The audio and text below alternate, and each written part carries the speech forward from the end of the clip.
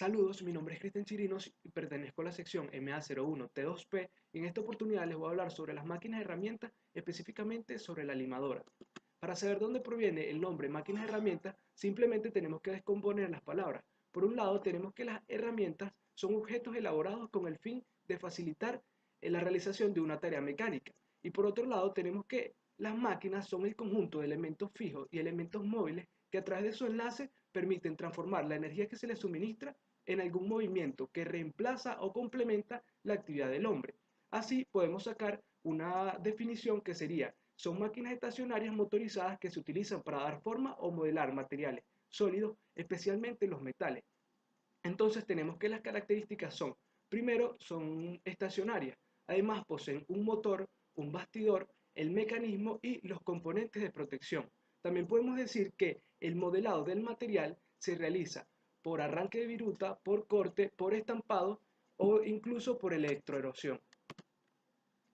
Con respecto al origen de las máquinas herramientas, tenemos que este se remonta entre el 1000 y el 1200 de nuestra era, donde existían tornos y taladros simples, los cuales liberaban las manos del operario ya que se accionaban a través de un pedal. Posteriormente, en el siglo XV, con el Renacimiento, Leonardo da Vinci nos dejó los diseños de distintas máquinas, por ejemplo, para acuñar monedas o tornos simples. Luego, en 1650, Blaise Pascal anunció el principio de funcionamiento de la prensa hidráulica. Además, en el siglo XVII viene la máquina de vapor y con ella trae la revolución industrial, donde las máquinas que se utilizaban para trabajar madera se empezaron a usar para trabajar el metal, pero en forma mejorada.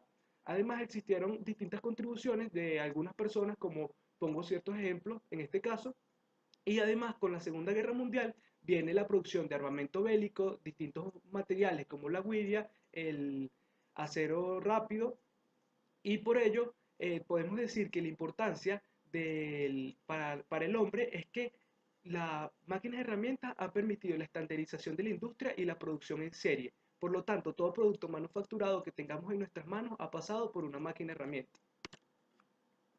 Las limadoras son máquinas de herramientas que se utilizan para el mecanizado de piezas a través del arranque de viruta, con un movimiento de corte lineal alternativo. Existen distintos tipos. Por un lado tenemos la hidráulica, cuyo funcionamiento se debe a que el carnero se mueve por un émbolo que se desliza dentro de un cilindro. Y en el caso de la mecánica, esta se puede accionar de distintas formas y se utiliza más que todo para mecanizar o limar superficies verticales, horizontales o angulares. Ahora procedemos con la diferencia entre estas máquinas herramientas. La forma más fácil de diferenciarlas es que si el movimiento de corte lo realiza la herramienta, estamos en presencia de una limadora. Si en cambio lo realiza la pieza, estamos en presencia de la cepilladora. Y si este es vertical, hablamos de una amortajadora. El arranque de viruta es un proceso de mecanizado que consiste en la separación de material de una pieza normalmente fabricada de la siguiente forma. Este es su nombre a que el material se desprende en forma de láminas curvadas o espirales, y es lo que conocemos como viruta. En este caso, la punta de la herramienta produce una deformación elástica sobre la pieza, y esta, al superar el límite de fluencia por las tensiones sufridas, se separa en capas debido a la deformación plástica.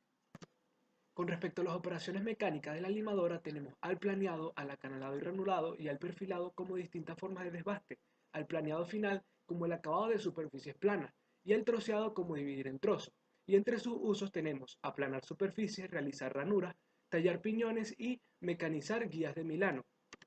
Ahora vamos a presentar las partes de la limadora. Como las principales podemos destacar la bancada, la cual sirve de apoyo y dar estabilidad a la máquina, y en su interior se encuentran los mecanismos que permitirán el debido accionamiento. Por otro lado tenemos la mesa, que posee unas guías sobre las cuales se mueve el carnero. Como lo dije, esta es la parte móvil de la pieza y esta posee una torreta que permite colocar la herramienta de corte.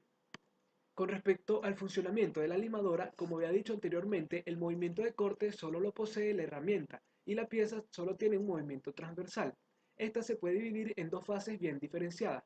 Por un lado tenemos la carrera de trabajo, la cual esta acelera hasta alcanzar la velocidad de trabajo que mantiene y luego pasa al reposo.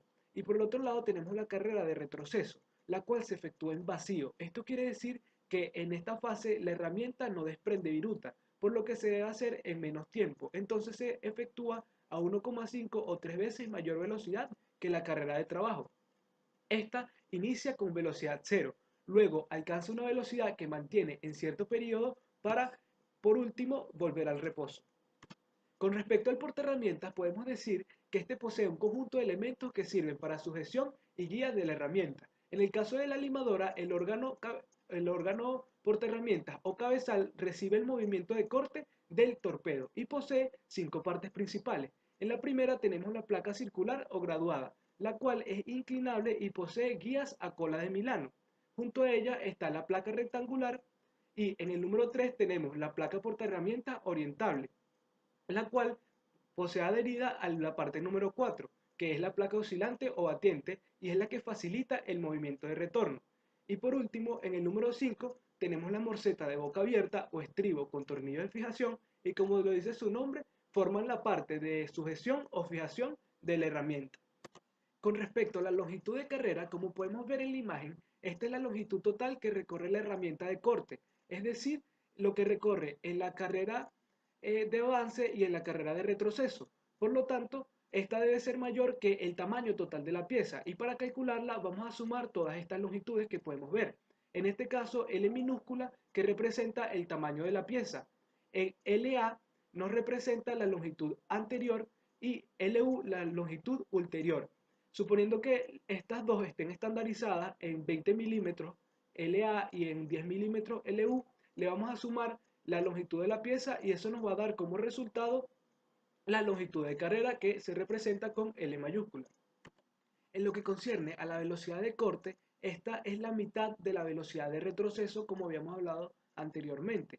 Pero como lo dijimos, esta debemos calcular una velocidad media, ya que en algunos momentos están en pausa o en reposo y en otros momentos se está moviendo la herramienta. Por lo tanto, aquí tenemos la fórmula de la velocidad media. Por otra parte, hablamos de las dobles carreras, las cuales, o dobles carreras por minuto. Estas también se conocen como frecuencia de alternación y se representan por n minúscula.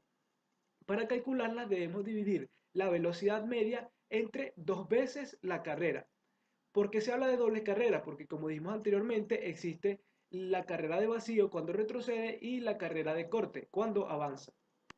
Como podemos ver en la presente tabla, se establecen algunas velocidades de corte que están normalizadas en metros por minuto y estas van a depender del material que se va a trabajar y se va a elegir el material de la herramienta. Por ejemplo, en el caso de las fundiciones, si vamos a trabajar con una herramienta de acero de carbono, tenemos que la velocidad de corte será de 5 a 10 metros por minuto. Y por ejemplo, el latón o cobre nos indica que solamente tenemos normalizado para el acero duro y en este caso sería de 50 a 350 metros por minuto. La herramienta utilizada es monocortante, ya que presenta un solo filo activo, es decir, en la operación actúa un solo filo. Esta puede estar hecha de distintos materiales como acero rápido o acero de herramienta y dependiendo de la operación que se vaya a realizar, se pueden utilizar dos tipos de herramienta, ya sea para desbaste o para acabado. Podemos distinguir distintas partes. Primero tenemos la cara, que es la superficie de desprendimiento. Tenemos el flanco, los flancos, que son las superficies de incidencia. La punta, que son donde se unen el filo principal y el secundario. Y el filo, como ya lo sabemos, es la parte que realiza el corte. Las herramientas de corte las vamos a elegir dependiendo de la superficie a tratar. Si estas son planas, verticales, horizontales, si son curvas o si vamos a trabajar en ranura, también dependiendo del tipo de ranura o si queremos hacer redondamientos. Por eso es que vemos que varían las formas de la herramienta de corte. Por último, podemos representar los tres movimientos que realiza la limadora. Primero tenemos el movimiento principal o de corte del que hemos hablado repetidas veces. Este es longitudinal y es el que realiza la herramienta, como podemos observar en la flecha azul de la imagen izquierda, se mueve en el eje X. Y en la imagen de la derecha está representado por el movimiento CD. También podemos evidenciar el movimiento de avance, es el que realiza la pieza y lo podemos observar en ambas imágenes. Y por último tenemos el movimiento de ajuste o de profundidad que se mueve en el eje Z y en la imagen de la izquierda es la flecha roja, en la de la derecha es la flecha azul. Podemos acotar que el movimiento de avance es intermitente. Muchas gracias.